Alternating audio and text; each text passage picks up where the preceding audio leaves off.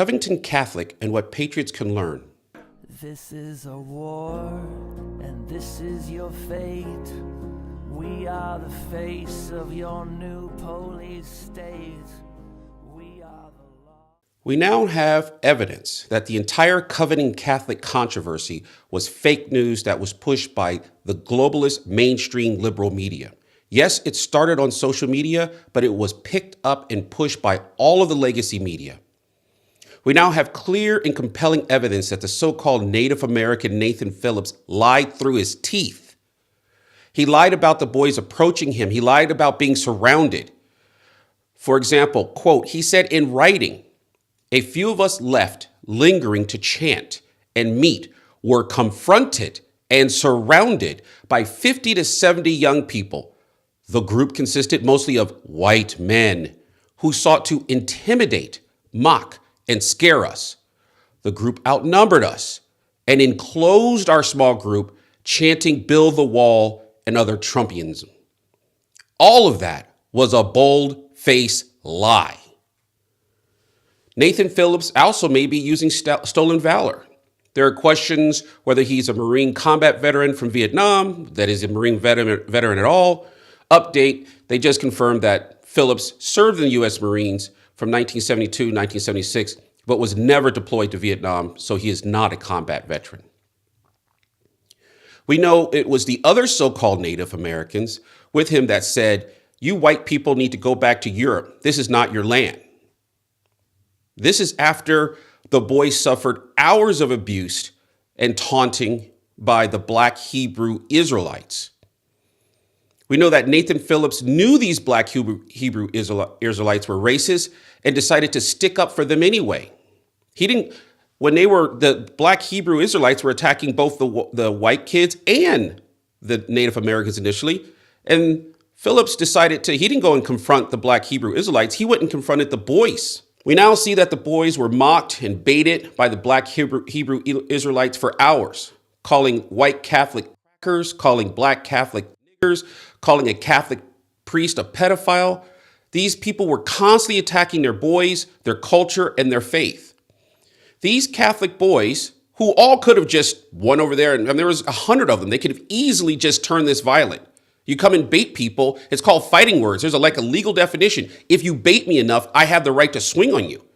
And you can judge me by 12 on that. There is a such thing called fighting words. But these boys didn't respond that way. These Catholic boys responded with a school sports chant. They wanted to show their solidarity as these Black Hebrew Israelites tried to pick on the white Catholics and the Black Catholics. And they said, we're going to show ourselves as solidarity to our tribes. And so they did their school chant to try to drown out the Black Hebrew Israelites. Also interesting, we know, is that the Twitter account that started this entire mess is highly suspicious. The original Twitter account claims to be a woman named Talia, Talia. She claims that she lives somewhere in California. Her Twitter account was called @2020fight. The Twitter account identified itself as a teacher and advocate fighting for 2020.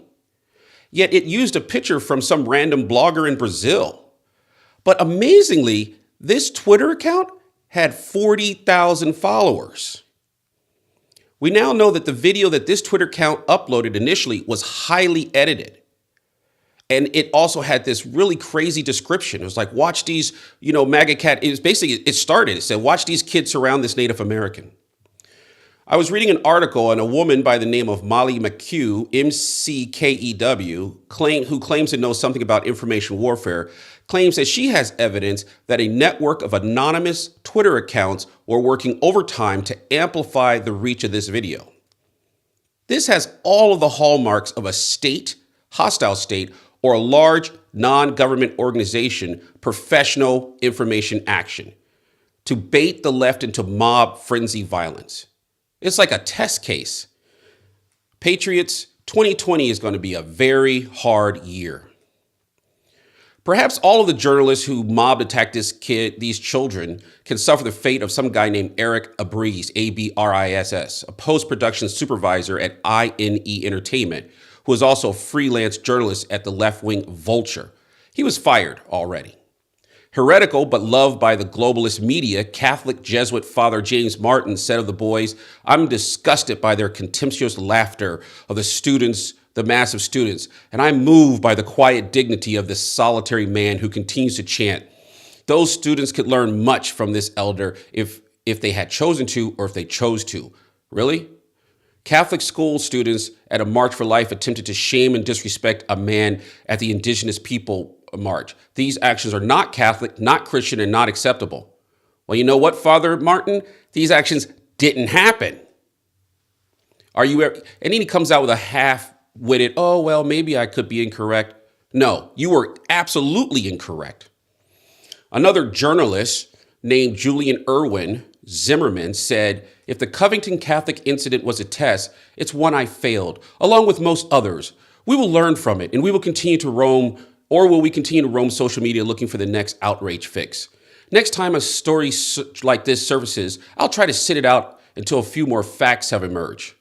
Julie, I didn't fail the test. A lot of independent journalists didn't fail the test. Why do you think that is? One explanation for their bad behavior this weekend from the legacy lying liberal media is confirmation bias. This means the propensity to select or ignore evidence to support your own worldview. This is a real thing in engineering and military. If you believe a thing, you tend to just find facts to support that thing. This gets men killed in the military, and in engineering gets products to fail if you're not looking at everything at every angle as you should. So, confirmation bias is something that they talk about in school, and we're trained to look for it. But maybe it's confirmation bias from the liberal legacy media. But I think that if it was confirmation bias, you would see journalists in magazines trying to change. They know they only hire anti-Christian bigots and progressives. They know they're only owned by rich liberals from the coast. If it was confirmation bias, simply that, you would see them want to change and modify and improve. They would want to have a diversity of opinion, not a bunch of people with the same opinion who look racially different. Buzzfeed this last week put out a completely false story about President Trump. And the entire left-wing media picked up the story and went after President Trump. President Trump directed his attorney, Michael Cohen, to lie to Congress about the Moscow Tower project. Even the globalist deep state operative, who goes by the name Special Counsel Robert Mueller office, released a statement disputing the article's claim. CNN's Michael Smercoin said that this has caused people to lose confidence in he said this caused people to lose confidence in the legacy media. Really? You think this did it? Is it this? Are you not been paying attention? I don't know. Do you remember Der Spiegel? What is this class, whatever his last name is, Relotius? He lied about going to Trump country, made up a whole bunch of things, and then we found out he's been lying for years, and CNN gave him an award. That's just faded from your memory? By the way, this comes home to locally to the American Redoubt. Once again, the SPLC has lied about the American Redoubt and James Rawls. Heidi Birch, Beirich, Burrich, who writes the Hate Watch column for the SPLC, continues to imply the American Redoubt movement is somehow connected to white supremacist groups. For example, in her recent article, there's a line that said, "The idea of far-right extremists seeking haven in the Northwest is not new. Neo-Nazis, racists, skinheads, Klansmen, and other white nationalists, as well as anti-government extremists, have long and at times violent history there." What? They're obviously using white supremacist definition of the far right, found in Wikipedia, by the way, not the Webster's Dictionary, which says that you're basically a Nazi with absolutely no evidence. They just keep saying it. Just like the Covington, they just keep repeating it. This is obviously false and defamatory. The fact is, James Rawls has been constantly and outspokenly an anti-racist. James Rawls has been constantly and outspoken pro-Israel. James Rawls has been constantly and consistently opposed to any attempt to violently overthrow our constitutional government. James Rawls has constantly said the American Redoubt movement is not secessionist. He said it for years. Now their new SPLC term for the American Redoubt is anti-government extremists. By the way, I'll get into more onto the SPLC in a later video. Once again, this lying liberal legacy media comes home. Now we have an assistant professor from the University of Idaho by the name of Ryan Pilgrim. She works apparently down at University of Idaho in Moscow, parroting the SPLC language. And the way to fight fear is with justice. When I see a white supremacist or a redoubter, I try to remember that it's two things that turn men, and it's almost entirely men, to these movements. First, there is a conscious and deliberate manipulation of their emotions. These men are despairing, and the alt-right manipulates their emotions into a politicized anger. But remember that not everyone who wears the label of white supremacist or redoubter necessarily has the capacity to resist those labels. We tend to think about people in these groups as uniform, but there are certainly people, particularly their wives and children, who may feel like they have very little choice to participate. This is what your tax dollars support. Is supporting the University of Idaho. Now think at the Idaho with this far left, socialist, anti-Christian, bigoted thinker. And by the way, there's nothing more bigoted than a person who defines you. I know you are like this because you don't know me. You don't know. I wonder how many redoubters she's ever met. I know she's never talked to any of the primary voices that read out because they won't talk to her because she's a left-wing, far-right loon job. She's literally a socialist who hates you. Now think about all this. Der Spiegel, Buzzfeed, Covington Catholic, this local University of Idaho professor, Ryan Pilgrim. Do you believe all of this and so much more is only confirmation bias? I do not. When you make a mistake, it's a mistake. But when you continually make the same mistake, it's intentional. These are manufactured media lies for a purpose. And that purpose, by the way, is that these far left social progressives have a plan. They have a moral plan. They have a moral concept that they say is better than yours. They do not want to live and let live. They want to impose their superior moral values on you. That, by the way, is fascism. That's the definition. The state, American state, is neutral. Go to college, learn how to think, learn how to write, go forward and think and write and figure things out yourself. No. They have a worldview. The state now has a moral objective. They want you to think like this because it's better than the way you think.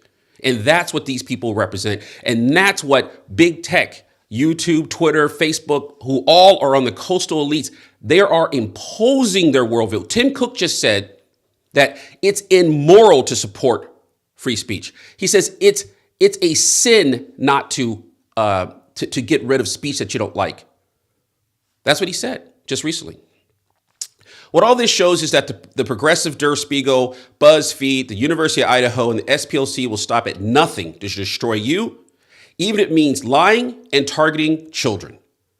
I believe Kentucky Republican Governor Matt Bevin summed it up very well. He said, and I quote, "It was amazing how quick those who preach tolerance and non-judgment of others were to judge and label some high school students based on partial information. There are none more intolerant than liberals who don't like your options, your values, your faith beliefs, or your political stance. Viva Cristo Rey, viva Cristo Rey, viva Cristo Rey y the Virgin of Guadalupe."